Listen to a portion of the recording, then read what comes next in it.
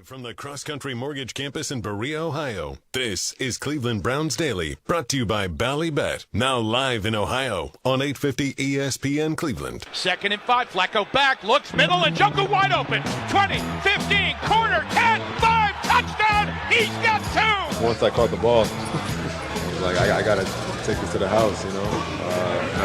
Joe Flacco threw a beautiful ball, you know, and we finished the play in the end zone. And Joel DeTonio had an amazing cheat slam, by the way. It's 1st and 10. Lawrence back to pass. He throws for Ridley, and it's picked off. M.J. Emerson's got it again. M.J. Emerson has 2 picks. And M.J. Emerson, a star is born, ladies and gentlemen. I mean, I'm biased, but I think it's the best cornerback performance.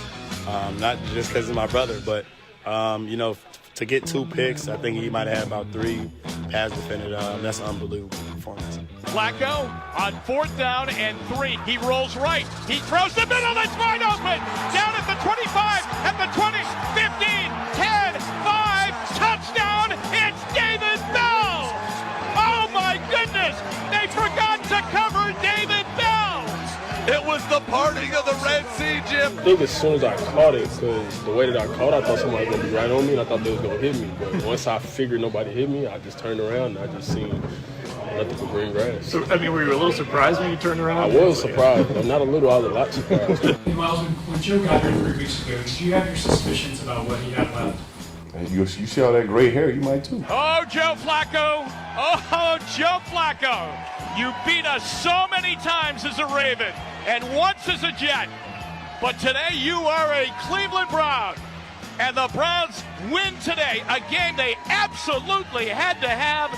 And they outlast Jacksonville and win 31-27. Here are your hosts, Bo Bishop and Nathan Zagura. Oh, baby, let's do it live on a Victory Monday edition of the program. Merely Bo and the Great Z. How about that Sunday down on the lake, my friend? Oh, baby. What a treat. Joe Flacco, win number 100 of his illustrious career, comes as a Cleveland Brown. His first. We have had 4 quarterbacks win a game this year, Bo. Yeah.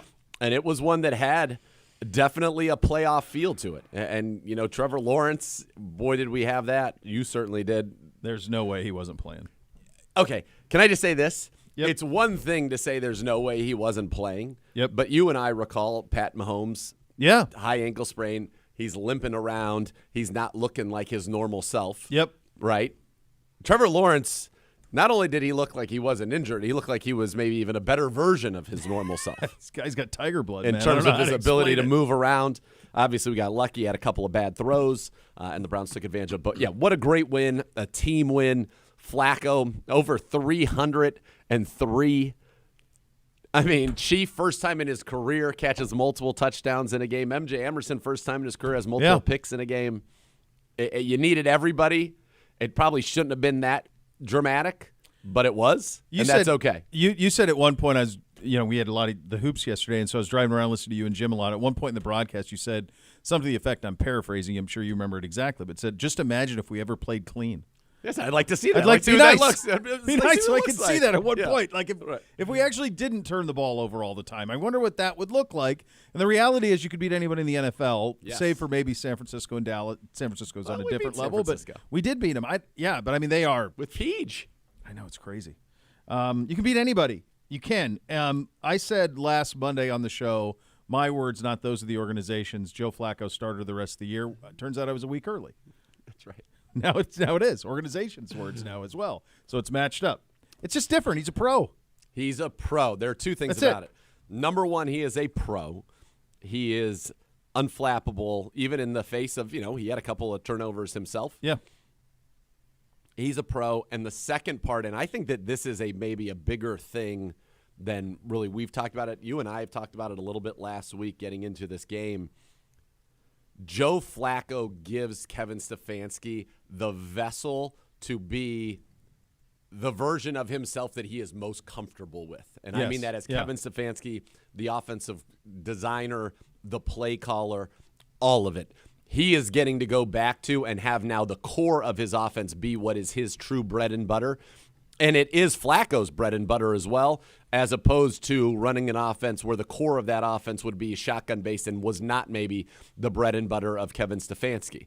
And, as I was talking with somebody earlier, and they said, well, why – it's just why couldn't any quarterback run his offense? And the answer is, yes, of course they can, but you have to remember, for taking Deshaun versus Flacco, for example, Deshaun's played in high school, college, Houston, shotgun, kind of loosey-goosey, take advantage of your playmaking, street ball skills, and the ability to just dominate, extend plays, all of that. Not necessarily a precision, turn your back to the defense, hard play-action passing game.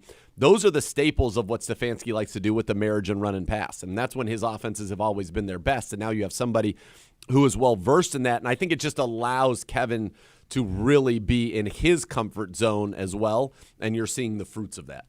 It's the difference in where we are in the league now and what the league used to be 25 years ago. Used to be you draft a quarterback, you make them conform to what you are, and you make them. The best example of this that most of our audience could remember is Michael Vick trying to run the West Coast in Atlanta, which made just no sense. Now what coaches do is say, hey, give me a guy and I will build an offense around your skill set. So both can be true, that Stefanski operating an offense that Deshaun Watson is comfortable with can be lethal, will be lethal. We saw it be lethal. But it can also be true that what Joe Flacco does is what Kevin Stefanski is most comfortable with and likes to do a lot. And he did it in Minnesota. As if you and I had spoken earlier today, and something were said similar to the fact of, feels like they see it similarly. Yeah, that's right. They see the game similarly. You can tell, like, the idea that this guy's been here 3 weeks, right? Is it 3 weeks? Yeah. And he's on the same page with a lot of our guys. It feels like the calls that Kevin is making are fitting him, and he likes the look of it. It's very natural. It is natural, and we're going to go through this game and get into a lot of the detail of some of the things that happened in it. But, yeah, it's a good fit. It is working. There's still things to be cleaned up, and it's great to be able to talk about those coming off of a win rather than saying some of those mistakes maybe caused you a loss.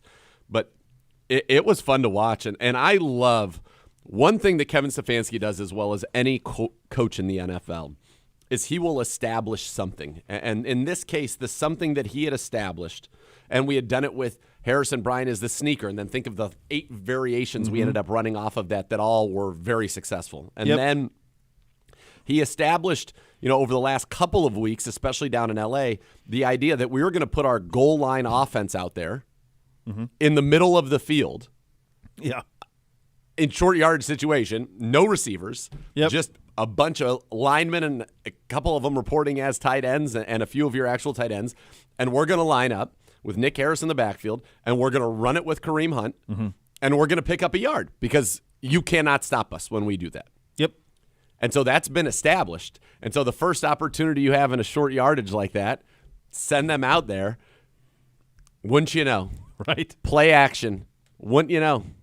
Uncovered. Walk-in touchdown. We have had 2 opening drive, uncovered walk-in touchdowns in back-to-back weeks. Jerome Ford against the Rams, this one with David Njoku. And I think Stefanski has done such a masterful job of doing that and using our tendencies and what we have put on tape to our advantage when he decides to give them the whoop, a little okey doke, and then you get a little touchdown. Yeah, and when you have an operator like Flacco, that stuff is just so easy.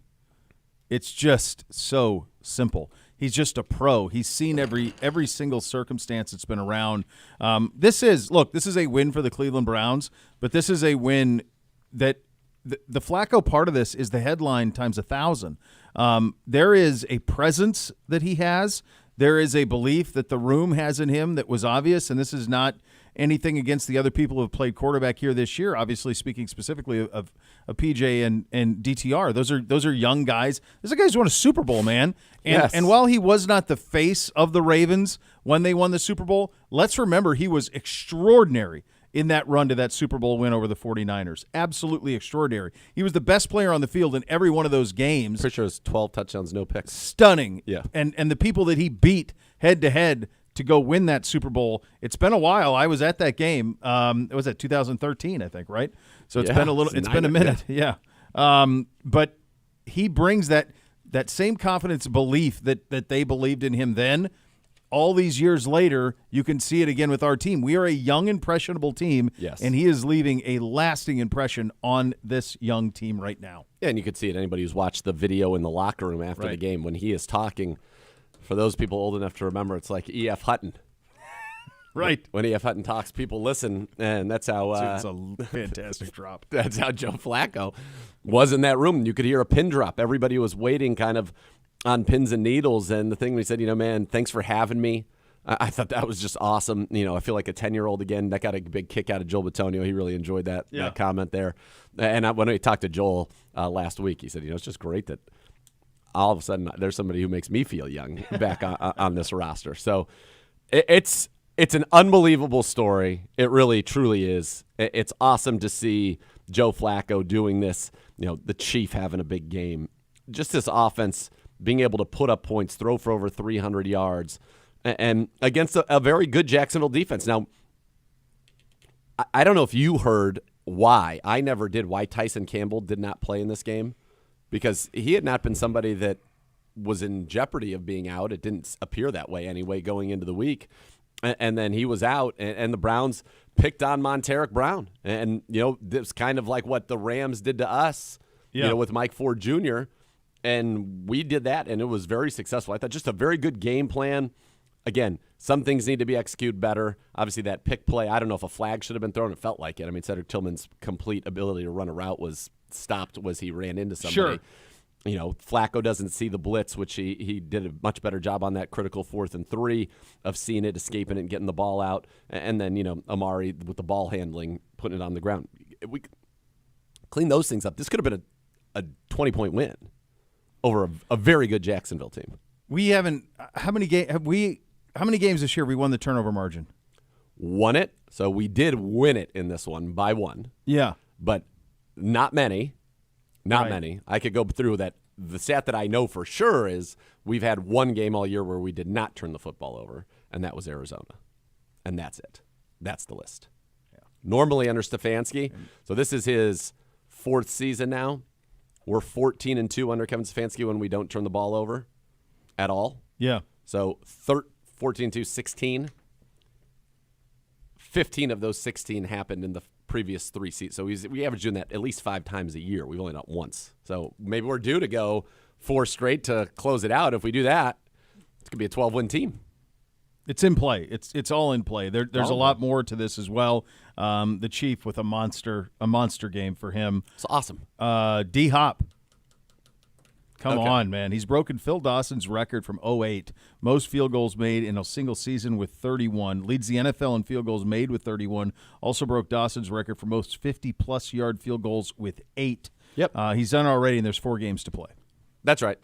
You talk about I mean, is that how many wins is it responsible? At least 3. Yeah. I'll give him at least 3. To hit that 55-yarder in that situation, that was from the right hash, and we've documented when he's missed, it's typically been from the right hash and moves a little bit left. To hit a rocket 55 yards that was basically dead straight. It started off just inside that right upright. It ended just inside that right upright. Under those circumstances, because that would have given the Jags the ball near midfield at the 45-yard line, and they were moving it. Our secondary, by the end of the game, was decimated. Yeah, they needed "Hi, my name is." Yes, to get out there and play. So D-Hop, unbelievable. I don't know if there's ever been a more significant trade in NFL history. Oh, baby. That just involved a 7th-round pick.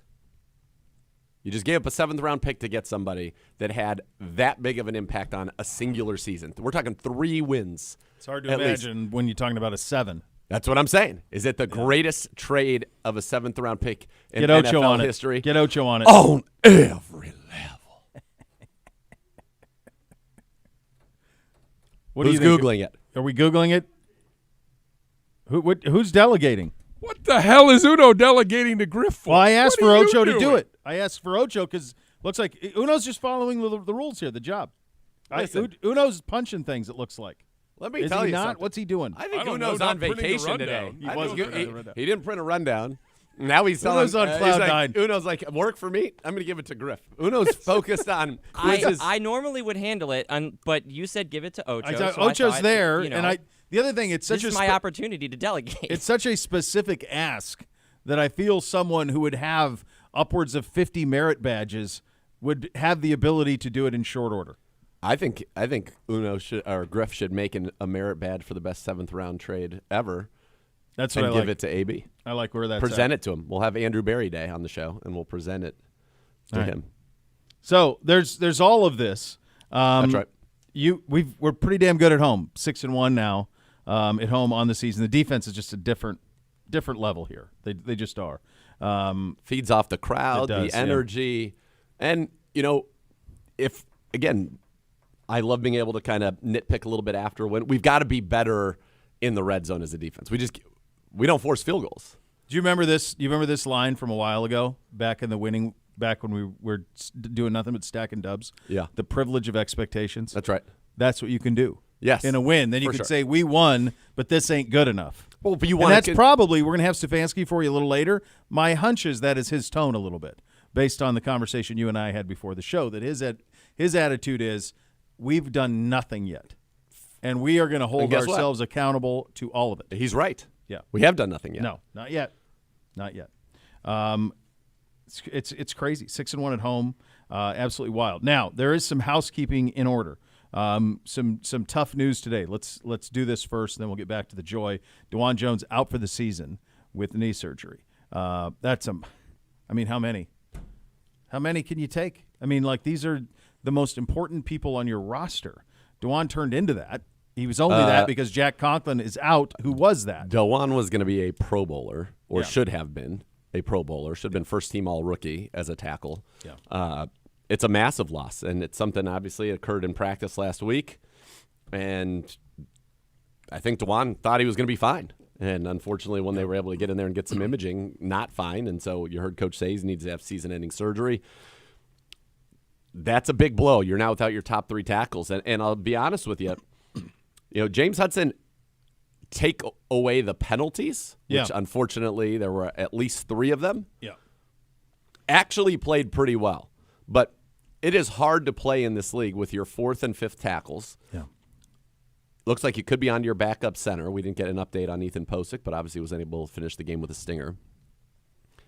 And then now, defensively, on this back end in particular, McLeod's out for the year. Thornhill was a pregame scratch with his calf. Yep.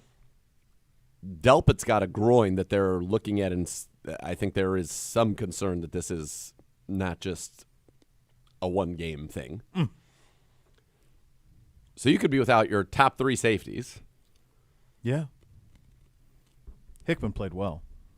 Played very well. But now what Grant did so well, Grant was your leading tackler. Yeah. He's able, you got to sack this game, plays at the line of scrimmage. That'll have to be DeAnthony Bell, but there's a reason. It is a next man up thing, and you're excited for the opportunity, but all of a sudden you're going to be starting 2 undrafted free agents at safety potentially. And there's also Duron Harmon, who is the veteran Super Bowl champion 3-time with the New England Patriots, and maybe Duron Harmon, it's kind of fast-track to play. But it's unreal the amount of injuries that this team has endured. This is the most, in terms of all being pretty significant or players of consequence, that I've seen. I've never seen anything like it in sport. No. I mean, you've used that line earlier, I think it was last week, like if you were going to do like a, hey, here are the Cleveland Browns on a poster at the beginning of the season. All of them. I mean, Miles is the only one who hasn't missed a game. Right. Everybody else. Denzel missed his 3rd game over the weekend. He missed his 3rd in a row, right? He missed 4. 3 in a row. 4 for Denzel now. 3 in Baltimore. a row. Yeah. Obviously, Watson and Chubb. Conklin. Yeah, it's crazy. Jed. It's absolutely crazy. Yep. Delpit did get his deal done. We just announced that officially here within the last half hour or so. 3 years, 36. Delpit's deal is done in Good the for long him. term. That's something you and I had called for quite a while. wanting that to be done, feeling like it was appropriate to get it done, and they do. I think we have some quotes from Delpit on this one as well. Let's see. Yeah, I got it. I got you. All right, here it is. Yep. I'm excited to further my career in Cleveland. The city has shown me nothing but love since the day I was drafted. The Haslams, AB, all of my coaches and teammates. I can't say enough good things about everyone in the environment since I've been here. I look forward to continuing this winning culture and showing the city of Cleveland the love back they gave me. It's frustrating that the injury occurred yesterday, but I'm doing everything in my power to get back as soon as possible to help the team win. There it is. That last line is tough. I don't like it at all. Yes, me neither. Don't like it. I mean, you pay attention to the scores on that, and you can kind of makes you think that could be a little bit of a. Well, I kind of gave you, unfortunately, a little. You did give us some scores, and then it was buttressed, unfortunately, by Great that. word. Great word. So you're in a spot from an injury standpoint where it's, I don't know. I've never seen anything like it. You're talking about if you just go through like the two deep in August. And what it is now and what it will be this week. And by the way, we still don't know on some other guys. You mentioned Posick. When did the Denzel stuff? I mean, he practiced last week. What happened? Must have suffered a setback. On Saturday? Because Friday he practiced? And he was questionable. But I know he practiced Wednesday because we ran his presser Wednesday when you had smallpox. And then we did it. And then Thursday he was at practice. Hold on. I'll give you the full. Yeah. I mean, it felt like he was playing. I mean, I had three locks. Lawrence was playing, Flacco was playing, and Denzel was playing. I went 2 out of 3. Not bad. Not bad. All right, hold on. We had yesterday, Saturday, Friday. Here we go. So Denzel went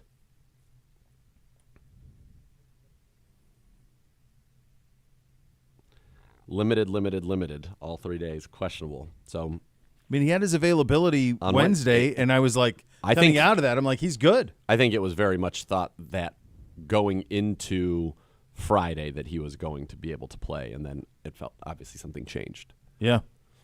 Wild stuff on that side of it. You'd like to get him back, though, because I think DJ Moore coming up this week is a tough matchup for MJ and Greg, and you'd like to have your guy running around there with DJ Moore. Yeah, because he's not going to be a volume guy, but if he gets one, it goes. Especially on like a 4th and 13, you might say. Yeah, you might. You might say that indeed. Remember the last time Fields and the Bears were here, it was coaching malfeasance. That's when it was 9 sacks. Actually felt sorry for the kid. Myles Garrett franchise record 4.5. Yeah, that was something. So they will be here on Sunday, Mr. Zagura. I think. Okay. That if a team runs a 2-point conversion, okay, and you get a sack on that play, that should be a sack. It's not? Not. So he gets no credit for a sack. I did not know this. You're trying to tell me that if a scrimmage play, so a 2-point play isn't a play? Correct. If you got an interception on a 2-point play, no statistical. It doesn't count as an interception. It'd be like if they tackled you, the point failed. I guess if you caught it and ran it back, I don't know if they would then give it to you because you'd have to get the points for it. But it's a play. It's not a sack. It says specifically on the official thing, it says Trevor Lawrence sacked, doesn't give any credit for who got sacked, 2-point conversion fails. And then Myles, look in the stats. No, I believe you. I'm just There's saying no sack. I wasn't doubting the veracity of your statement. No, I just think it's nonsense. I'm trying to make a change. Yeah. Myles gets credit for no sacks, even though that was a sack. He sacked him on a play. Yeah, that's by the way, real play. Yeah. By the way, and I'm sure that we'll get into this as this week goes on and maybe more, but the officials have been a major topic coming out of this week of the National Football League. Yeah, they sure have been. And you're seeing star players saying, I'm not afraid to pay my fines. I'm going to tell you what I think, including our own Myles Garrett. Mm-hmm. And there are a couple threads on Twitter of people that I've seen. And I was saying this during the broadcast. You were listening. You heard.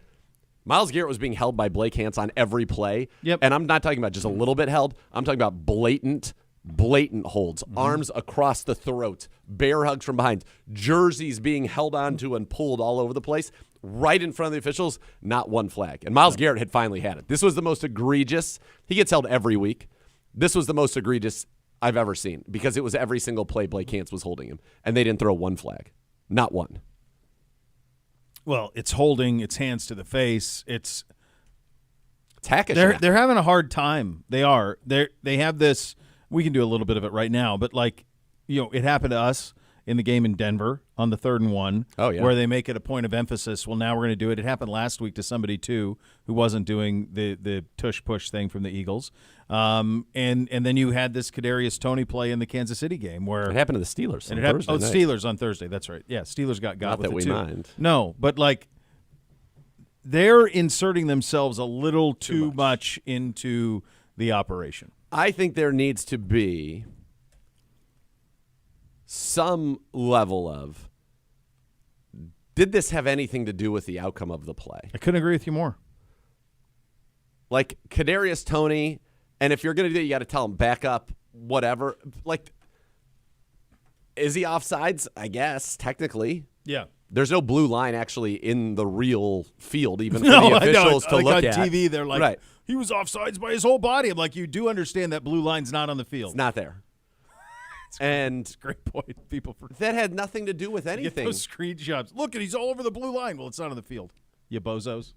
That had No. Where he was standing had nothing to do with anything. And we even had one on ours where they had a legal procedure and Amari Cooper was going nuts, where they said that he wasn't covering and he felt like he had checked and was covering up the tackle. If these things don't matter to the outcome of the play, let's like be cool. Be judicious about it. Oh, and at the time I saw the contact with Anthony Walker on the pass interference. Mm-hmm. And watching it back, he has every right to stand right where the ball's going. Sure. That was another very, very bad call against us. Yeah, they're two in the middle of it. Just and becoming the story, like just don't be noticed. And the crazy thing is everything less we're is talking more. about with these things, whether it's the fiddling with the ball or the AWOC or the Kadarius Toney, those type of things that don't impact the game. Miles gets held every play, and that does impact the game. Yeah. That because you're not quick enough and you're just grabbing him, that is a penalty. And it impacts the game directly. And that's different than Kadarius Toney lining up 6 inches offsides, if he was. Which had nothing to do with that play. Which And by you the way, and I robbed both us of know- a great play. I was like, was whoa, great. I saw that Crazy live. play, I was yeah. like, oh my God. The other thing that's that's something that in little guy football, right? And if somebody lines up, and Patrick Mahomes even said it in his postgame, like he was livid. Said it in his you get a postgame. warning. Yeah, you get a warning. Say, hey, you guys got it back. Get him back on this side. I'm going to call it if he doesn't check or whatever. Like you don't just. Yeah, nonsense. Thank you. By the way, these are great. Yeah, Kip hooked us up with these Dakota Dogs, Browns backers, Sioux Falls, South Dakota. Gorgeous. Oh, baby. That's gorgeous. Good job out of him. Yes, I like thank those you. a lot. Those are gorgeous. One other thing, congratulations to the Columbus Crew. They won the MLS Cup Championship on Saturday down in Columbus. HSN, of course, ownership down there. I'll give you a 60-second Reader's Digest on that. That organization was in part MLS and the previous ownership colluded to move that team out of town and move it to Austin. And the Dr. Pete Edwards down there and the Haslam family, an incredible group of supporters, kept that team in Columbus. And then the Haslam family built a stadium, and then they invested in the product, and they've won 2 cups in the last 4 years. They are one of 3 teams in the MLS to win 3 cups. That place, if you have not been down there to a game, it is stunning, that environment. It's stunning. The location is awesome, everything about it. And it was a thrilling game. They went up 1-0 on a PK. Then they have one of the coolest plays you'll ever see in soccer, which leads to the goal to go them up 2-0, and then they win. And it was awesome. Thrilling stuff for them. So congratulations to everybody involved. I know a lot of people here in the building thrilled about that, as they should be. Yes, absolutely. And LAFC had won it the year they were the defending champions. Yeah, and they're like the Yankees. Yeah. They get all the money. Will Ferrell was at the game. Yeah. He's one of the owners of LAFC, so there was. So is Noma. Yeah, that's right, because he's in the mix. Him and Mia Hamm. Mia Hamm. Yeah. So that was really, really cool to see that. They'll have a parade down in Columbus tomorrow at noon for that championship. We have a hell of a circumstance in the AFC in regard to the playoff picture. We will get to that. The Hoff will join us in the 2 o'clock hour. It is a Victory Monday edition, which is always a good edition of Cleveland Browns Daily. We are brought to you by Bally Bet, a sports betting partner of your Cleveland Browns. Those were your Vivid Seats, official fan experience partner of your Cleveland Browns. You're listening to Cleveland Browns Daily on 850 ESPN Cleveland.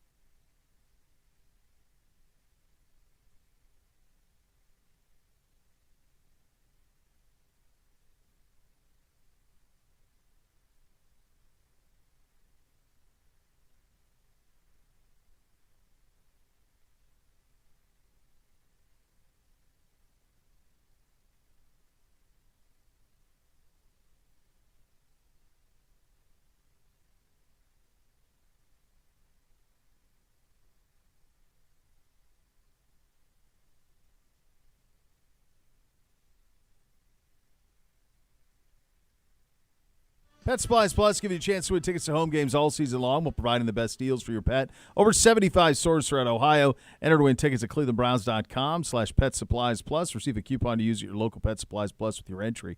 Pet Supplies Plus, proud partner of your Cleveland Browns. So here is where we stand coming out of an absolutely wild weekend in the National Football League. In terms of our division went 3-1. The lone loss was Pittsburgh's on Thursday to New England.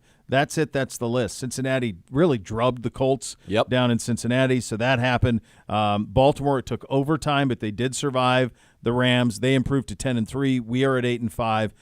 Pittsburgh and Cincinnati are both sitting at 7-6. By the way, couldn't the Rams have just come through? They take the lead late. Lamar drives them down. They get a touchdown. Then Stafford leads them down with no time left to get a field goal, and then a punt return for the walk-off with maybe a questionable block in the back in the middle of it. Questionable? Kibbe's ready for There this. was a significant violation on not one but two of the blocks on that run back.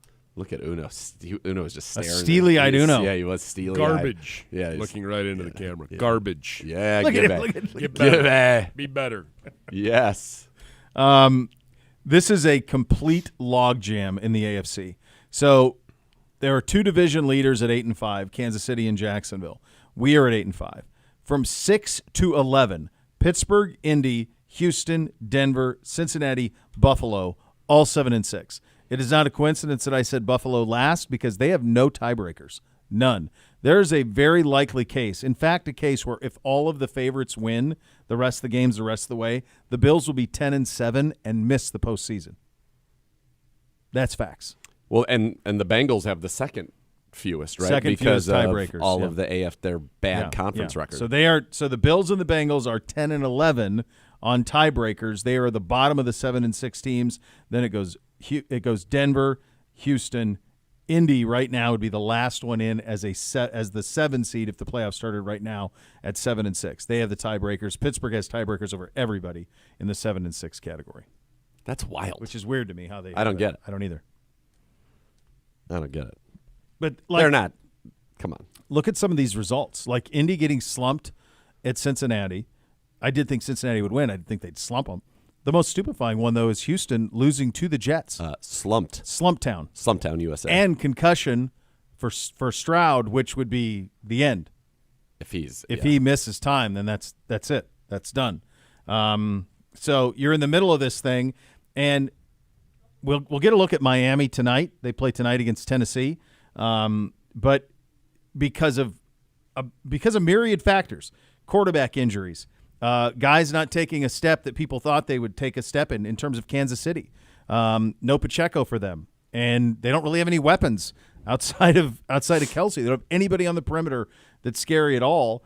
And I think like more than just the play, I think in a way for Mahomes, that's like a season of frustrations kind of being totally 100%. Like he's having to do a lot, because they don't have anybody who can get open. No, and it certainly is taking its toll on him. This AFC race is wild, and you talk about the reason I brought up that Rams game is had the Rams pulled that one off. Oh yeah, and the Ravens were at 9-4. The Ravens' next three are at Jacksonville, at San Francisco, home Miami, home Pittsburgh. So their next three could lose 3 out of 4. Their next three are tough. Yeah, I mean if they're 9-4, you feel like maybe you can win the division. Yeah, it's in play. Let's take care of business Let's go 1-0 against the Bears before we start getting grandiose. Easy, Kev. We'll be all right. We can have a little speculative. Let's go I'd like to 1-0 this week, please, Bo. We can be speculative. Bo, you know what game's the most important? The next one. That's right. Yeah, I understand. By the way, this Bears team that we're going to play on Sunday is still in the mix at 5-8. They're not out of it. By the way, because they have. I mean, right now the 7 in the NFC is Green Bay at 6-6. And they still have to play. So by the way, game and a half out of that. When's the last time that you and I had a scores win when our team didn't score a single point? What a gross game. Gross. What's happened to Dobbs? He's got benched. It's done. And then Jefferson got hurt again. It's a mess. We got fantasy playoffs this week. And it's chaos in rosters. Chaos. I am going to get knocked out, I'm sad to say, by my wife in the family league. She's not going to make it either, but she beat me, and I'm really going to get knocked out because of Justin Herbert. Your love for him has cost you, like you would probably be, I feel like you pick him every week. Over the last 2 years, if you had just been like Costanza and done the opposit every time the Chargers and Herbert come up. Oh, my God, I'd be 80 games over. Yeah, be nuts. Annihilation. But Herbert, I mean, fantasy-wise, he's done. Yeah. He's good. He got 1 point in this game because and left with a hand injury. Well, last week they scored 6 against New England. Like, not good. No, it's amazing that Staley's still – they keep it. trotting that out there. I guess they just don't want to pay him not to coach is my guess. But they've been doing that for quite a while. It's going to be a thrilling – last 4 games in the NFL. Yes. Because you're talking exciting. Yeah, you're talking 4, I mean, heck, 3 through 11, and 2 of them are going to be automatics. They're going to be division teams in the AFC, are all within a game of the postseason or not. In the NFC, outside of the top 4, it's 6-7, 7-6, 6-6, 6-7, 6-7. You could have 2 NFC teams under 500 make the postseason. It's gross. It's very likely that will, in fact, happen. All right. It's gross. Coach Stefanski coming up next. He's at the podium. Before we get to that, though, let me tell you, Tide Cleaner is going to take care of your laundry and dry cleaning needs this holiday season. Enjoy $10 off of 40 or more all month long with the code Browns10. Exclusions apply. Visit locally owned and operated Tide Cleaners in the greater Cleveland area and make the most of your holidays. Coach Stefanski from the podium up next. Cleveland Browns Daily, 850 ESPN Cleveland.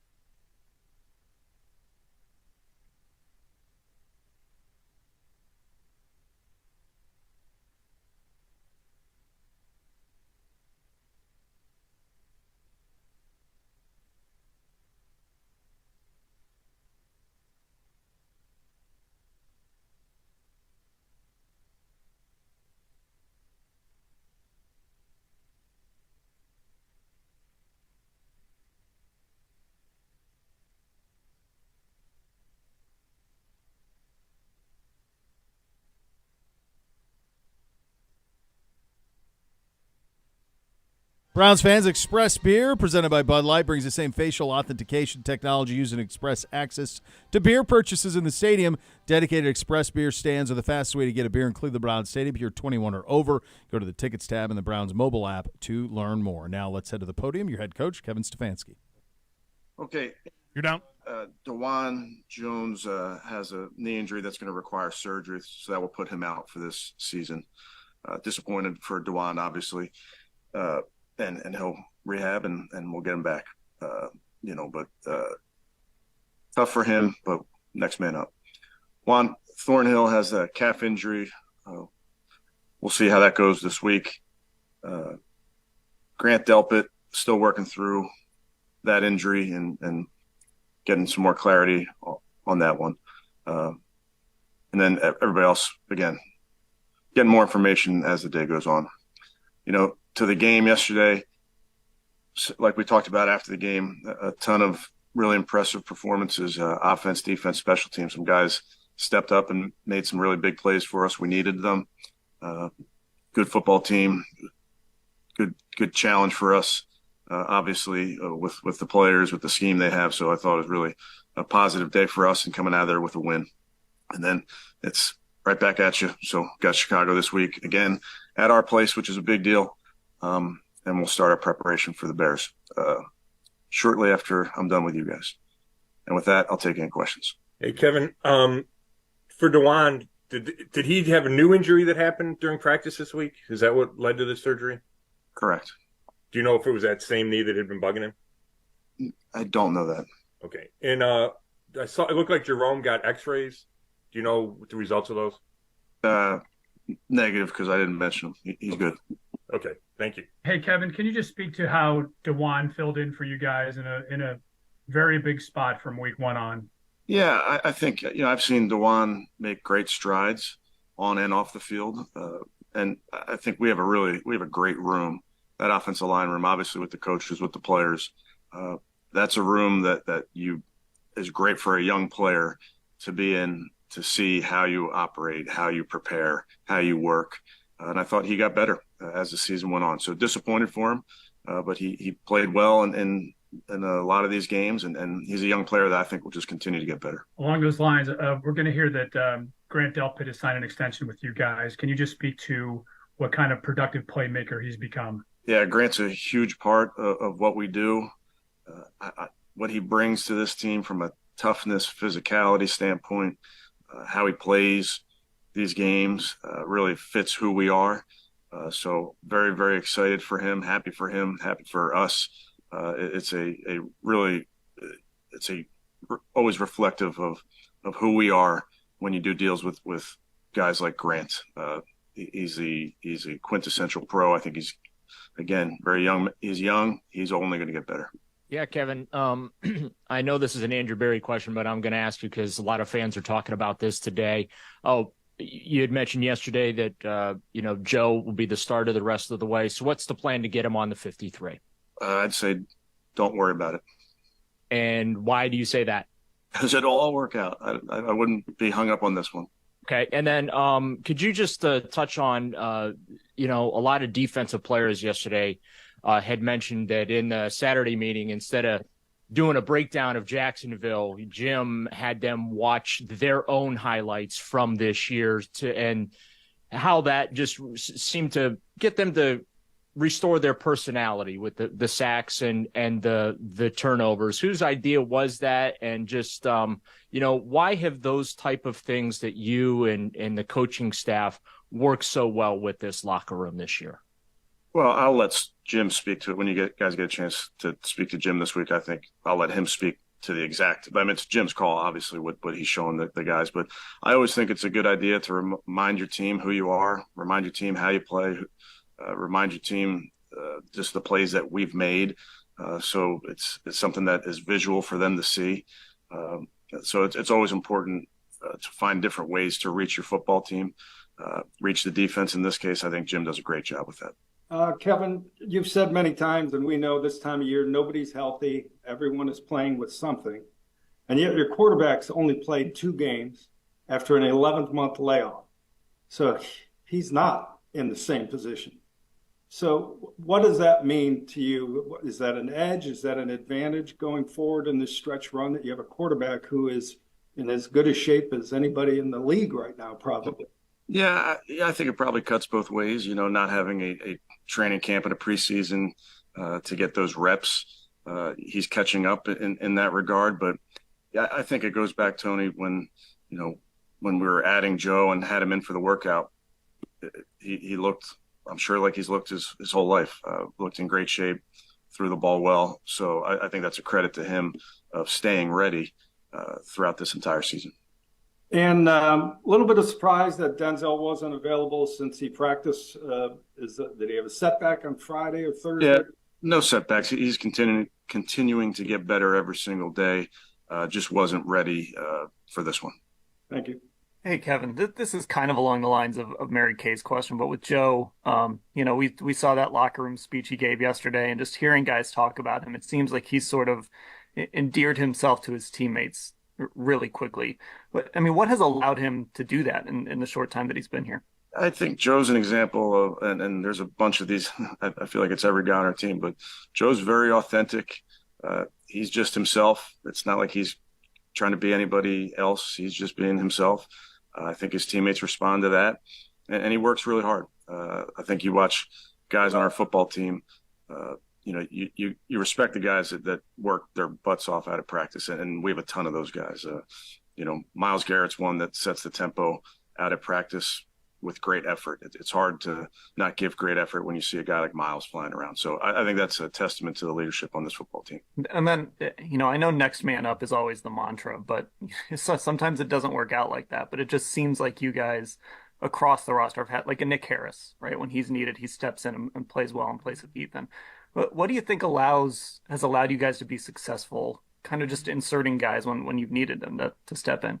Yeah, I kind of talked about it last night. I think the credit goes to the players first and foremost. Those guys, you mentioned Nick Harris. I mean, we've played and won with Nick. We're very comfortable and confident with Nick, and just because that's how he is. He's a pro's pro, does a great job. So I think it's the players. They get the credit for staying ready in all those situations, and I think the coaches do an outstanding job of getting guys ready to play. There's a lot of meeting time and work that goes into getting a guy up to speed to play. And then I think even yesterday with all the guys in and out of the lineup, there was a lot of adjustments and juggling that had to take place on that sideline. I think both, again, the players and the coaches did a great job. Kevin, we seem to have something positive to ask every week about the special teams unit, Corey Bojorquez and Dustin Hopkins in particular. Just wanted to ask you what you felt about their growth this season and how that entire unit has really operated under Bubba Ventrone and what that unit has looked like for you guys. Yeah, Cam, I thought we had a really good day on teams. I think we've had a lot of good days on teams, and that's a credit to Bubba, Coach Bravo, and the guys. They do a great job. In particular, Dustin coming through for us, doing a great job. And then even on kickoff, his great hang time kickoff unit was really good yesterday. And then, we look at our specials as weapons. I think Dustin's a weapon. I think Corey's a weapon. And being able to flip the field there a couple times was a big deal in a field position game. Hi, Kevin. A couple quick ones. First, could you talk about the rushing defense? I mean, you held them to 58 yards. I think 2.9 average. That, I think, forced Lawrence to throw the ball like 50 times, which led to the turnovers. Can you just talk about that? Yeah, I thought the run defense was outstanding. They had a couple scheme plays throughout the game that we can be better on, but really throughout the day, guys were playing with great effort, great technique, being where they're supposed to be, and then tackling well. And having 11 hats running to the ball was a big deal in stopping that run. Also, you have a guy that's been around 11, 12 years, I think, Duron Harmon. How's he come along, and with what's going on at safety? Is he somebody that you feel like could be somebody that could step up? Yeah, he's definitely a guy that is that we trust, is a veteran, is picked up the system very quickly. So we'll see where we go this week based on availability. Greg talked yesterday about those guys knowing that Denzel wasn't going to be able to make it. And Greg even said he was playing for Denzel. Number one, just how close Denzel got working through the week. And then number two, back at 30, have on that room, even if he's not able to play. Yeah, I mean, he's getting close. It's one of those deals you want every single day to to take stock of where he is. So, pleased that he's making progress. And then those guys, it's a very tight-knit group, those DBs. So they're always pushing each other. They're always pulling for each other. I see it out of practice. I see it in the games. And these guys, a lot of our position groups, they have a great way to stick together throughout a long season. I think that's an example of what those guys are doing in the back end. You're up. All right, there's Coach Stefanski from the podium. The Joe Thomas half hour coming up next. You're listening to Cleveland Browns Daily, brought to you by Bally Bet, sports betting partner. Your Cleveland Browns, now live in Ohio on 850 ESPN Cleveland.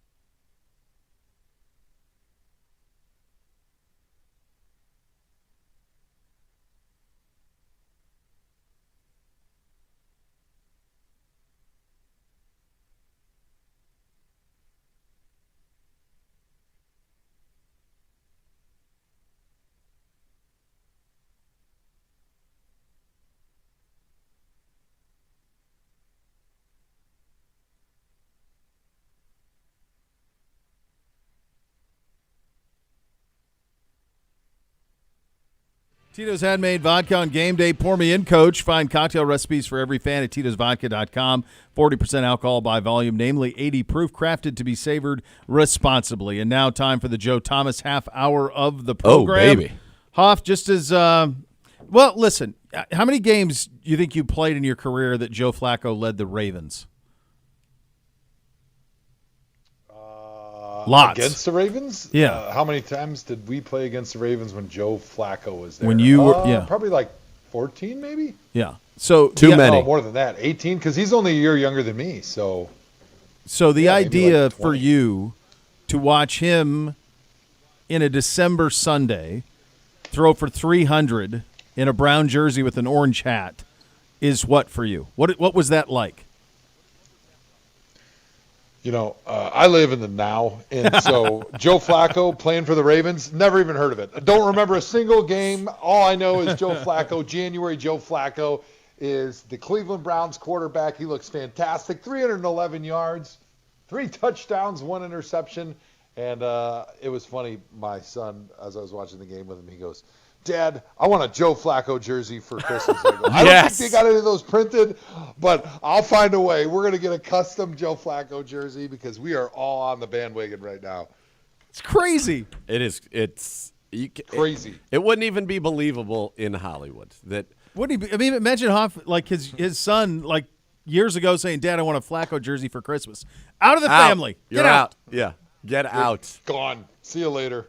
So, Hoff, how was your weekend here in Cleveland? Out doing signings, the last chance for the people to rub elbows with the great Hoff before he heads to Germany.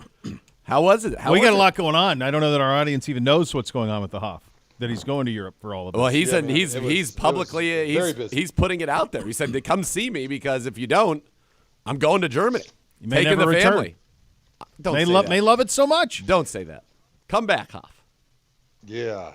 No, we'll be back. Don't worry. We'll be back in time for the NFL football season in September.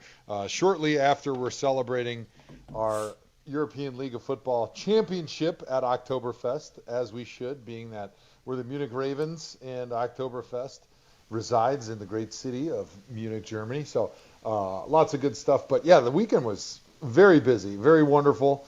Friday night we had the great candy cane ball there in Ohio City at the Trust Building in their event space, and it got out of hand, as you would expect when you get a bunch of Wisconsin and Ohio people together and you stir up that cocktail and add a little bit of alcohol. Things got fun and crazy, and then the next day got a chance to spend some time with the people down at a signing in Canton, and then was at a Giant Eagle over there in Strongsville, signing autographs, taking pictures with the folks that bought some Crown Royal items, and so got an opportunity to indulge on a little Crown Royal myself on Saturday. And my only sadness from the weekend was that I had to leave Sunday morning. Didn't get to stick around for the game because my kids had their Christmas performance on Sunday afternoon. So did not get to stick around and watch the glorious victory by the Browns. And Zia, I'm actually curious, how did the game go? I didn't get to listen to it on the radio, but I know you said you were feeling a little bit ill going into the game. Yeah, well, I was able to rally, which was good, and obviously my spirits were buoyed by the great Jim Donovan, and I will put myself in intense protocols to get to Sunday good, make sure that I was not a danger to anybody else either. Went to the doctor, got all clean on bill of health from that regard, and went out there. I thought we had a great game. I thought it was really good. It was certainly not dull. You had touchdowns left and right. You had turnovers left and right. You had all kinds of big plays and action. I saw your radio partner, the great Ian Eagle, the Birdman, as well. So he was on the call for the Browns, and now we've won 2 in a row with Ian and Charles. So we'd like to see them back. But no, I thought this was a great game. It was one that the Browns, in many ways, had to have, right? As opposed now being the one team at 8-5, the one non-division winner at 8-5, as opposed to being a part of a group of basically the entire rest of the conference that's at 7-6 right now. Yo, it was huge. And when you look at especially where the Jaguars are and how they're probably, maybe the Bengals are going to be a little bit better towards the end of the season, although, they won handily last weekend or yesterday. The Jaguars, that was going to be probably one of our tougher, if not the toughest battle here the rest of the way, and obviously it had a lot of implications with records in the AFC and tiebreakers because everybody's kind of jumbled up right there towards the top of the AFC. So certainly we expect some tiebreakers to go into playoff seeding. So this was a huge one, and who would have thought the game against the Jaguars was going to be one of our bigger games in December down the stretch? But this was, you always love saying it's a must win, but this one felt like you had to have this one if you wanted to feel good about getting into the playoffs for a lot of reasons, but also, going back to the Joe Flacco stuff, you wanted to see, hey, he played really well in his first game, but can he follow through? Can he improve on that? And I really think he did. And I think he built belief amongst the fan base in what he can do and how far he can take this team. But even more importantly than that, I think he built a lot of belief and trust and confidence in that locker room that, hey, you know what? The season's not over. We lost our quarterback. We lost 3 quarterbacks, but we feel great that Joe Flacco is every bit as talented talented enough to be able to take us where we want to go through the playoffs. There's a presence to him. He's a pro. He's a pro. We Yep. said that last week, Joe. When you and I were in Z, we were talking on Monday. Said that's your starter the rest of the way. I'd seen enough in the Rams game. That was it. I saw enough there. This buttressed it, and now you say to yourself, "What was Sunday a must-win?" No, it probably wasn't, but it was a damn good one. And now you're looking at 4 left. You have wiggle. You don't want any wiggle room. You want to win them all. But now, if you take care of your business, you're probably going to be favored in 3 of them, Joe. 3 of the next 4 you'll probably be favored in. That's 11 if you win the games you're supposed to. Yeah, there's no doubt. You got the Bears, Texans, who kind of laid an egg last weekend, Jets and Bengals.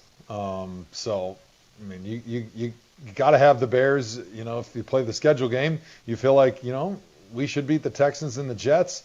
And depending on how the Bengals are playing, you're probably going to be favored in that one too. So you got a favorable stretch here to finish out, especially with a couple of them at home. And hopefully, maybe you get a few injured guys back. You got to be feeling pretty good about the direction this team is headed, especially with the defense playing better again last week and Flacco playing good and really getting Elijah Moore more involved in that offense. He seems to have a good connection with Amari Cooper. I mean, this offense is really clicking the way we hadn't seen a whole lot of during the season. And if you can get defense playing at or near where they've been most of the season, and an offense that's scoring points, that's a pretty tough formula. And you got to feel pretty good when you look at the AFC because there's not one team that just is dominant, that is clearly the favorite. As strong as the AFC is, almost top to bottom, maybe the top half of the teams in the AFC, they don't have a San Francisco. There's not a Dallas. There's not Philly. I know they lost, but had been one of those teams that you said, hey, they could win a Super Bowl. The AFC is really kind of a toss-up right now, and I got to feel pretty good about where the Browns are and how we feel about them stacking up against the rest of the AFC. No, you're exactly right. And one of the things Bo and I were talking about earlier was it feels like with Joe Flacco, Kevin Stefanski can get back into more of what his core offense and offensive philosophy are. As someone who's observed and knows a heck of a lot more about that than we do you agree with that? Yeah, oh yeah, for sure. And it's not like running the shotgun, running the pistol, running the empty formations, which is Deshaun Watson's preference. It's not like that's not something that Kevin Stefanski has in his playbook. However, there is a comfort factor about playing with more tight ends on the field, more under center, because it does give you more things to do, and then you don't have to rely as much on off-schedule type plays, which that's what Deshaun Watson does best, and so you don't want to take that away. You want to make sure that you script in opportunities for him to go off script, to ad-lib, because that's where he's the most dangerous, right? We saw it if you watched any of the Ravens game this past weekend. That's where he was at his best. That's where he was making his money, and that's ultimately why they won that game was because the Rams just couldn't get to him.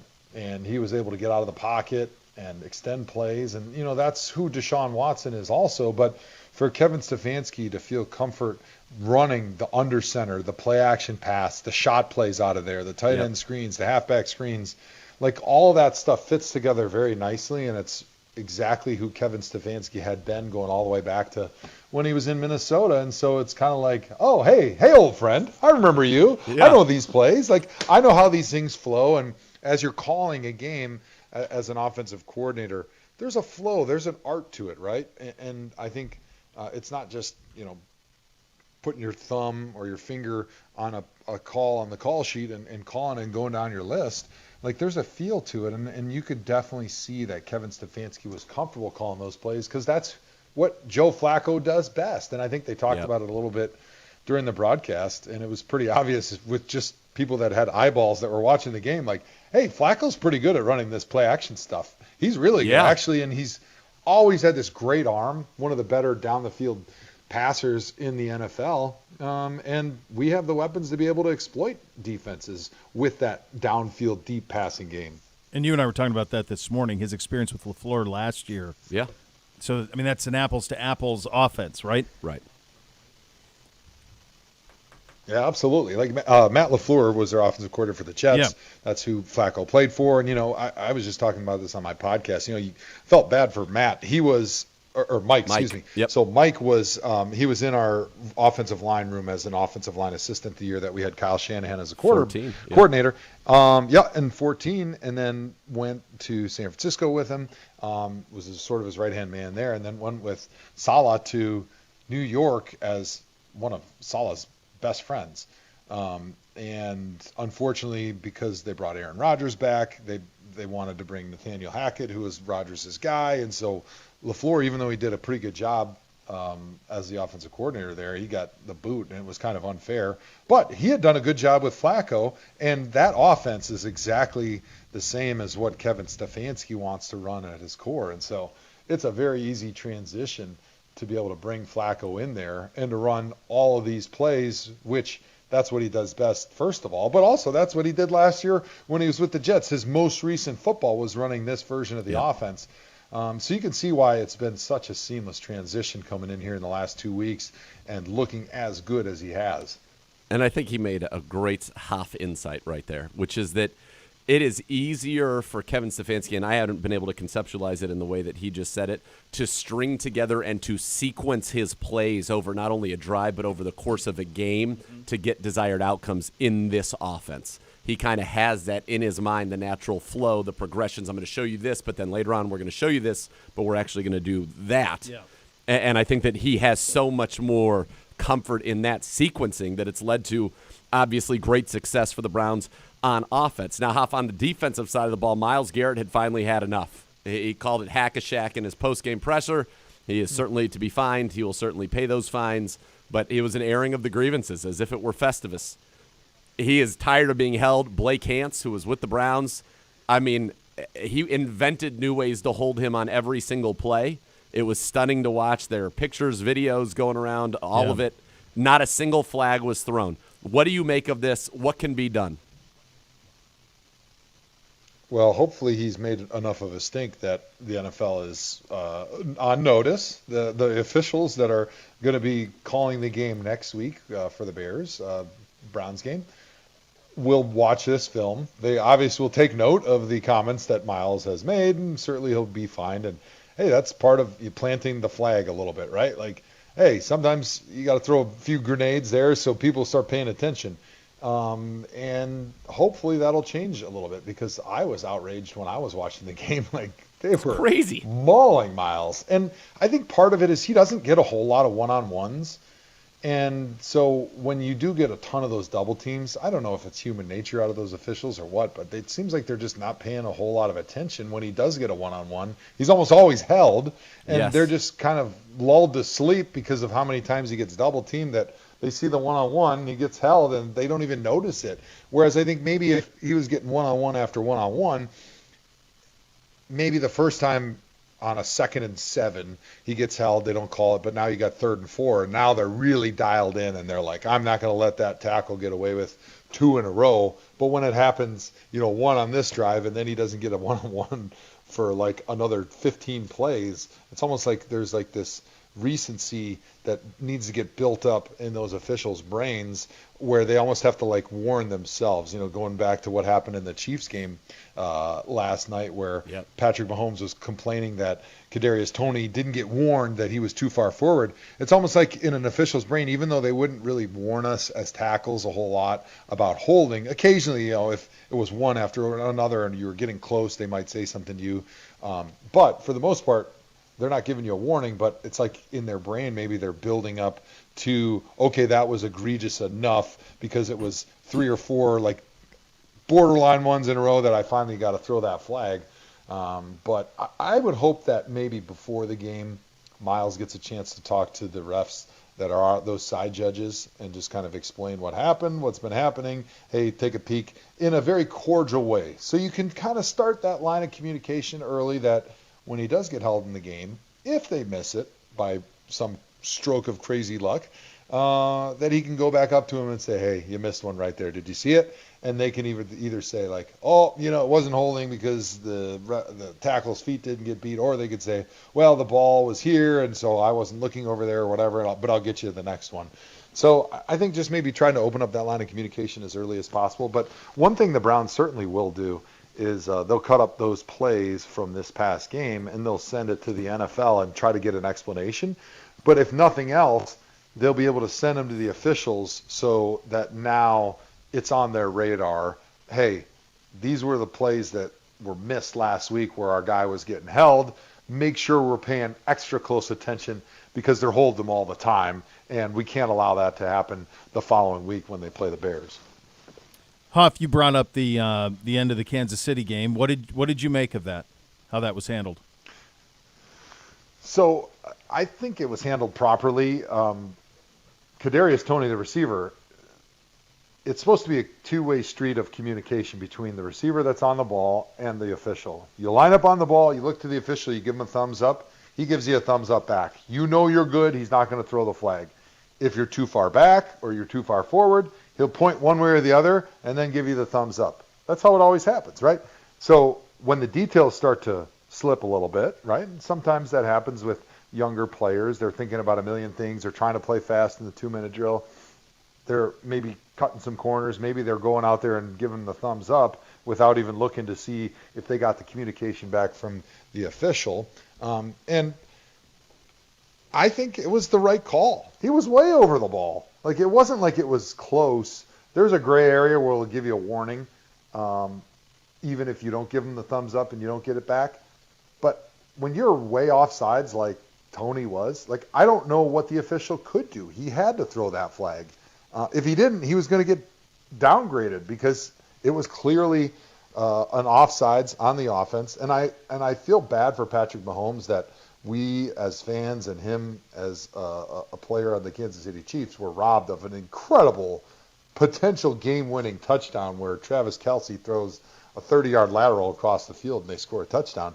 But, hey, be mad at Kadarius Toney, a receiver who didn't pay attention to the details and line up exactly where he should be. And I heard it a little bit after the game. And I love Patrick Mahomes. He's a very beloved player in the NFL because he's very classy. You don't see him undressing his players all that often. Like, he hasn't gotten hot. He hasn't needed to, right? They've been incredible.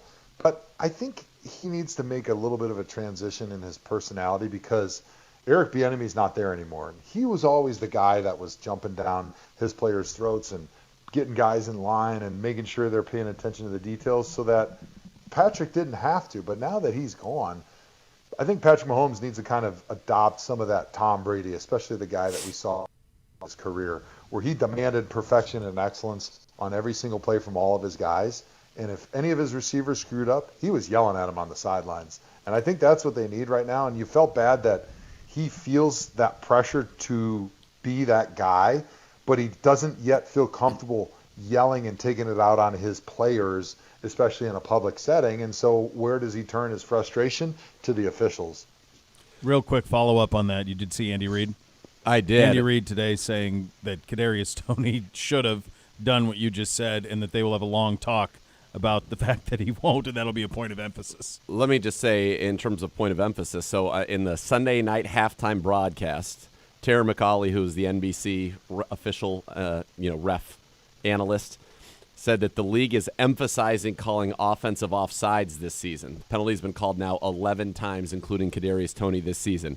It was called twice in all of 2022 and once in all of 2021. Wow. So this is a huge change. So that's why they're so mad. They're like, at that moment in the game, come on. You called it one time in the entire league in a season 2 years ago, 3 times total in the last 2 regular seasons combined. That's unbelievable. So that's why they're where the so anger comes. pissed. Yeah. Yes. It's like no one's ever heard of this penalty. Right.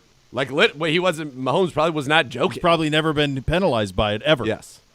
So that's where it comes from. Yeah. I mean, I get that. I understand, and it's a little bit like the center head bob. Like we got screwed by it with Posick a couple weeks ago. Yeah. And they've made that a point of emphasis. Like any movement by the offensive line, you see it with some of the offensive guards. Yeah, if except you they watch missed it the on games. us. Scherf moved on that play completely. Yep. Yeah, and it's a difficult thing to officiate, especially when you get into the minutia of it. And that's why I think for a long time they didn't ever call it. And so it does make you wonder why this is a point of emphasis now. However, it's not the ref's fault. Like they're just taking the orders from the NFL. And that's kind of always been my beef a little bit. And I feel bad for the officials in those situations is they're trying to take the points of emphasis from the NFL and trying to decide on the field this tiny little gray area and minutia of like where guys are lined up and how far back it is and how much head bob movement we're allowing from the center and how much movement we're allowing from the guards. And it's really hard to officiate a lot of that stuff. And the same thing with the personal fouls, roughing the passer. Like at full speed, it's really, really difficult for the human eye to be able to catch up on that and be reasonably accurate and successful in calling that the right way.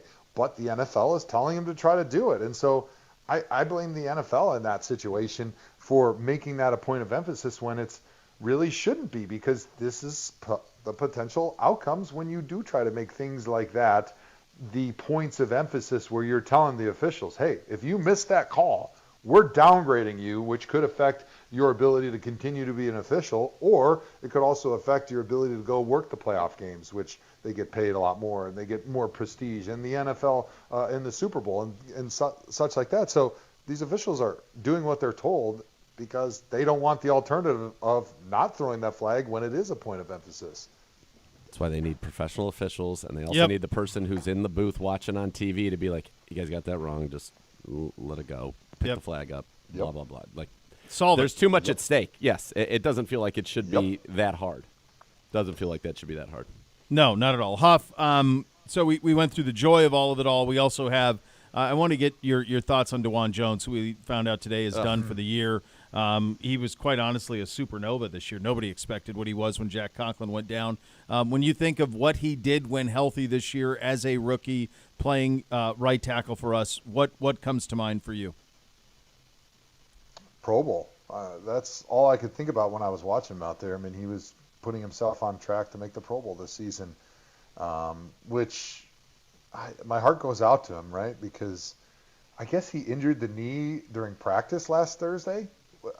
I saw him at the autograph signing down near Canton on Saturday, and looking big as ever and kind of moving around a little bit. And didn't look amazing, but not terrible.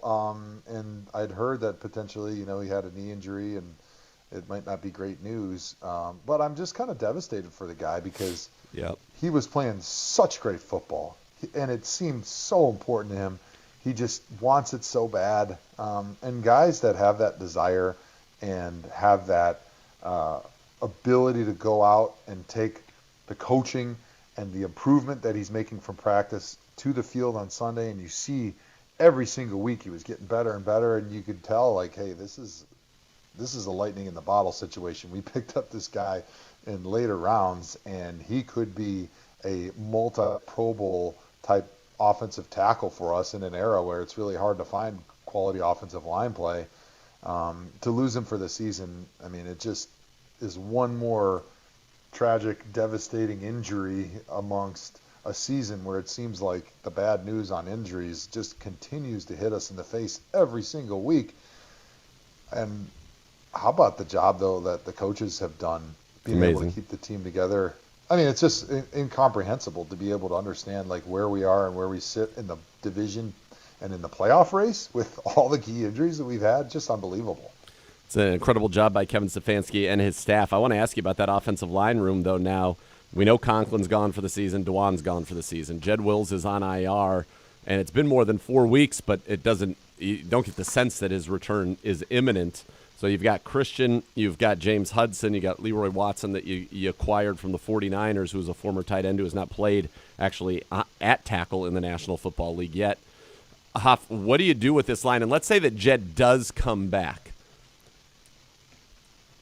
Does he immediately, in your mind, come back? I don't know if Jaron Christian can play right tackle. Does he immediately come back and play left tackle? Or would you maybe consider going with Jed at right tackle and keeping Christian at left tackle because he's actually been fairly solid over there? Yeah, he has been pretty solid. They have been helping him a little bit, but honestly, actually not as much as I expected. And I wish I had a deeper knowledge of all the offensive linemen in the NFL, but I actually didn't know who he was going into the game. But he has played really well, and I think I would like to see Jed come back and play left tackle because even though he was a right tackle in college, it's been a little bit of time since he played right tackle, and so I do wonder how quickly he'd be able to just settle right back into that position. And I think James Hudson is still pretty legitimate to be able to play at right tackle. Unless you're going to tell me now that he's injured also, which I'm always holding out a little bit of sadness, holding back for that bad news to happen. But I think that with Jed and James at tackles, you should feel pretty comfortable when Jed is able to come back. And I would hate to make more switches over there by putting your starting left tackle now over at right, and then God forbid something else happened, and you got to switch it again. All right, Hoff. The birthday week, you shared with us. I mean, it was like the opening of Platoon. This video of you on the chopper. Give it to us. How did it? I mean, it looked unbelievable. The experience. Paint a little picture for us of what the birthday week was like down in South Texas.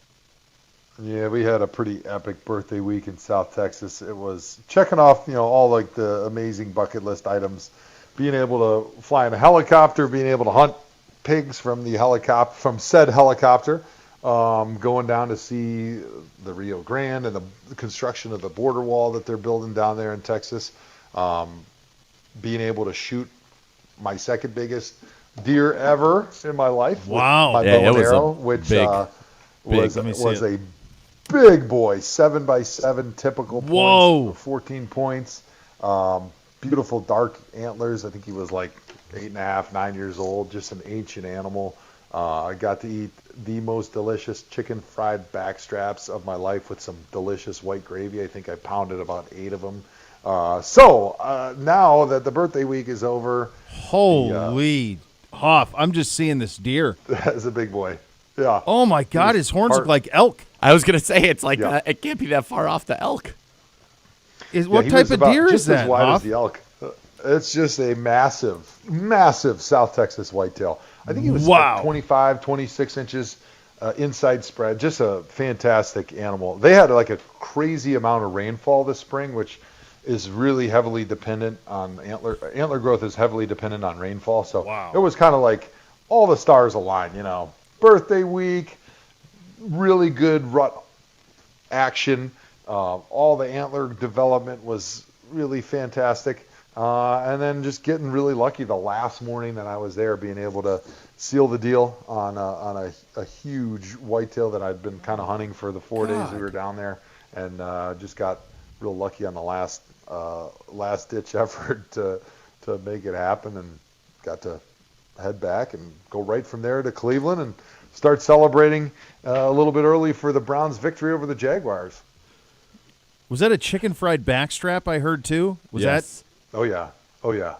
So was that a beef backstrap or what? Is that a venison backstrap? Oh, yeah. chicken fried with white gravy. That's what that was.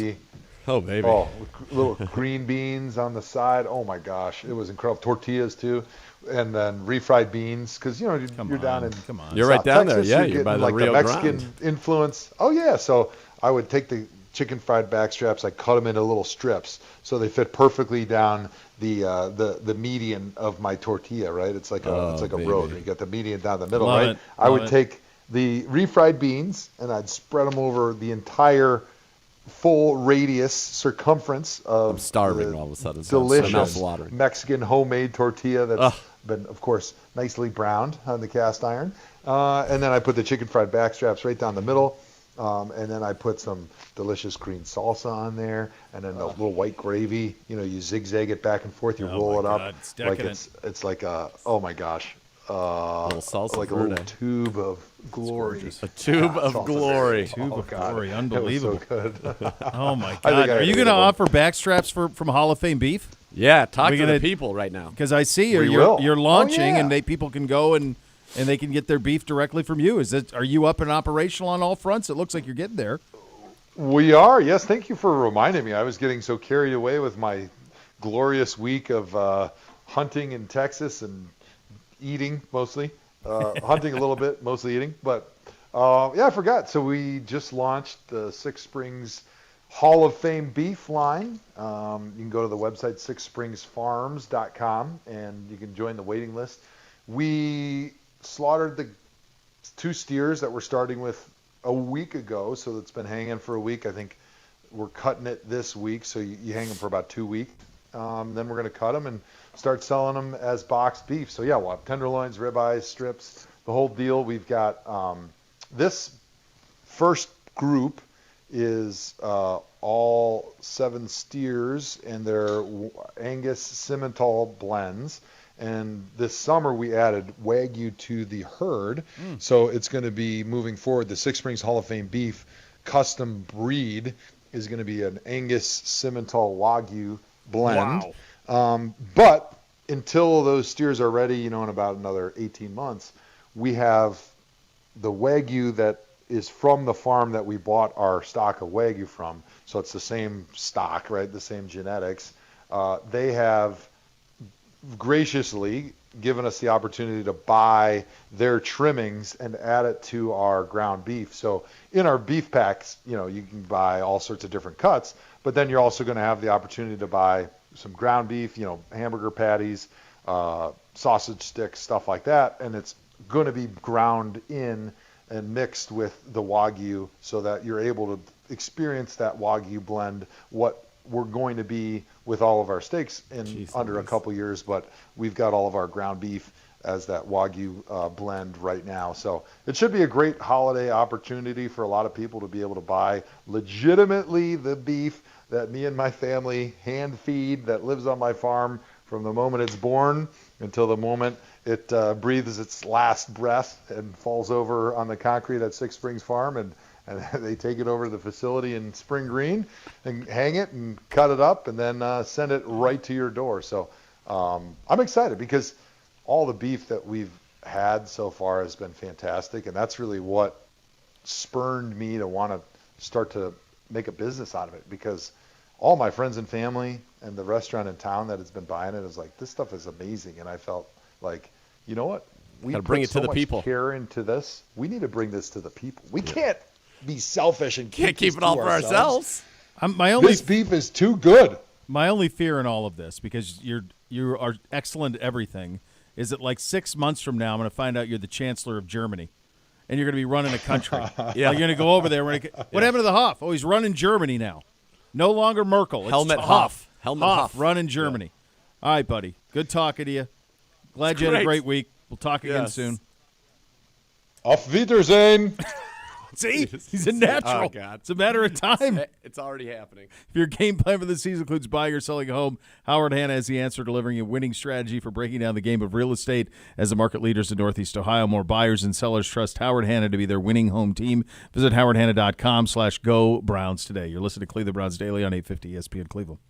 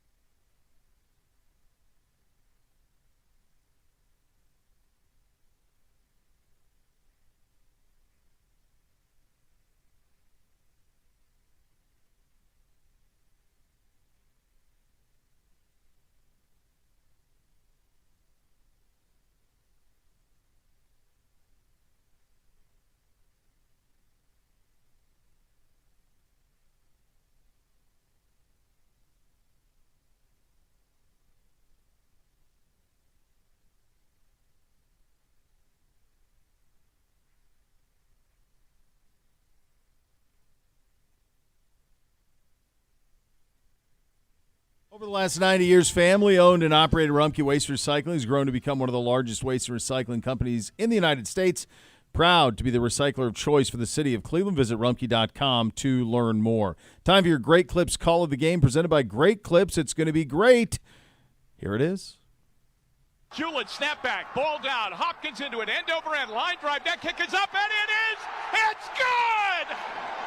It's good! From 55 yards away! A low line drive that got over the bar, and the Browns lead by 10! Please tell me it's enough! That's great. Pretty sure I said, oh, it's going to be enough, Jim. I tried to give him a little assurance. Just give him an assurance that it would assurance. be. It's going to be okay. It's funny. It's gonna be okay. I told you this in the break. Like, I was watching on DVR later, but in terms of the live, because I was going to basketball games all day yesterday, I was able to watch the first 35 minutes and then, listen to you and Jim for the first 35, watch for a half hour, listen for the next 30, and then I caught the end. And there is one thing that is just nervy about listening and not being able to see. And so the end of the game, I'm listening as they don't get the 2-point conversion, and then it's like, okay, it's an onside kick. And then I hear, like, the crowd's going crazy. You guys do such a good job of letting it breathe. You guys are just excellent. But it creates such a bunch of drama to it, and you get the timeout, and then it's like, okay, I think we got it now. And I was with Beamsy finishing up our game, and Beamsy goes, Dad, who's this with Mr. Z? And I said, well, that's the voice. That's Jim Donovan. He goes, God, he's great. Yeah, I'm like, yeah, they're good. Taste. They're yeah. very good. Your guys, it's an incredible amount of drama that you set and deliver upon. It's good. It was very good. Well, there was plenty of drama. There was. Just naturally. What was wild was I really wonder what would have happened. So we called timeout right as he's about to hit the onside kick, the first one, and it was a rocket off of Jordan Kunaszyk. Sure That's was. what he tried to do, was literally pelt him with the ball, have it bounce somewhere, and hope that they could get it. So, which is a damn good strategy. I'd never seen it. Yeah, I've seen it in college. Okay. Where they do that, where they drill the guy. I've seen it in college a couple times. I mean, think about the accuracy you have to have. I mean, I realize they're good and they can make it it's from coming 60 so yards. fast, so and fast. you're not thinking that's as a return guy. You're thinking of you got to go get it, and people are going to smoke you and all that, or you're going to go block. Well, and he was you're in the not middle. prepared for middle dead on. Just not ready. So, fortunately, they got the timeout and then the onside kick, and it was the least eventful onside kick. It really didn't bounce in the air. It just kind of rolled on the ground right to Prochet, and he fell on it, and I'm like, we win. That's it. Game over. Yeah, like the realization of, they can't stop the clock again. It's over. That's it. Game, set, match. So, it was special. It was a big one. What did you think of their decision to go for 2 at the end instead of just making it a 3-point game? I don't understand that. I don't understand that at all. Like, why would you not? But you know how I am. I'm always, and I know sometimes you and I disagree on this, I'm always extend the game. Extend hope. Yeah. Right? So sometimes I'm that way even with the field goal or touchdown. Sure. Like, give me extending hope. Give me buy-in a little longer. And so, no, I didn't understand it. Like, just – my guess is they felt they had a play that was so good they were going to get it, be down 2, and then all of a sudden it gets real nervy because now if they recover, now we're talking about maybe even a loss if they recover the onside kick. I don't know. I was stunned by it. That I didn't understand so much. I didn't either. I'm glad they did it. Miles got a sack. Counts in my book. Still needs 3 in the last 4 games. This is big. Miles needs 3 to tie Reggie, right? To do only what he and Reggie White would be the only people ever to have 3 straight seasons of 16 or more. God, and he was like lapping the field. Yeah, it's been 3 games in a row without one. Yeah.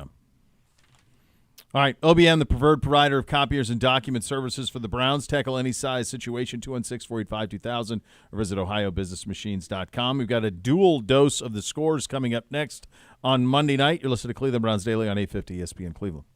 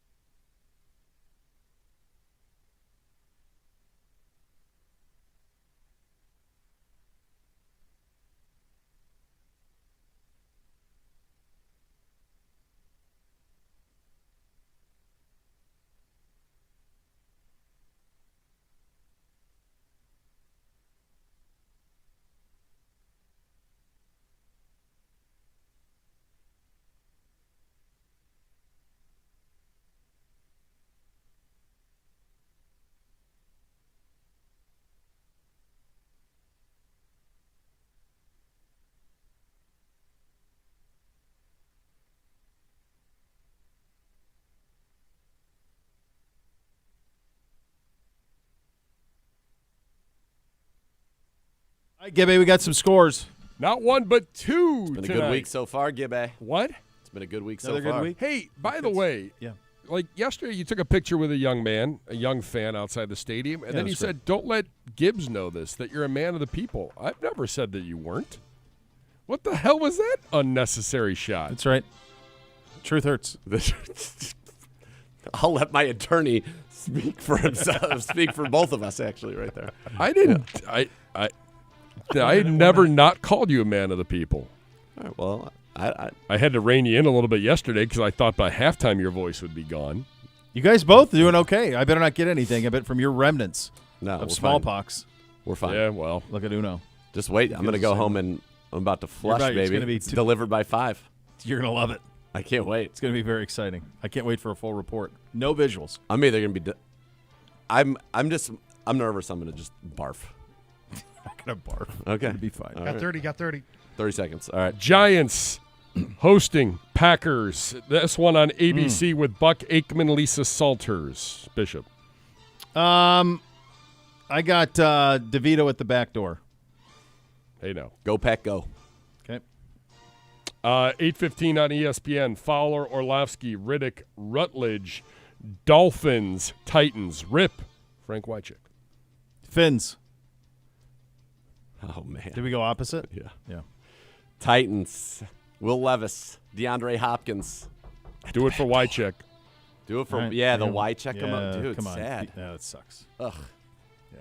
Beware. Music City Miracle. Yeah, it was. Yep. All right. The next level is next. We're back tomorrow. Thanks for listening, everybody. Cleveland Browns Daily, 850 ESPN Cleveland.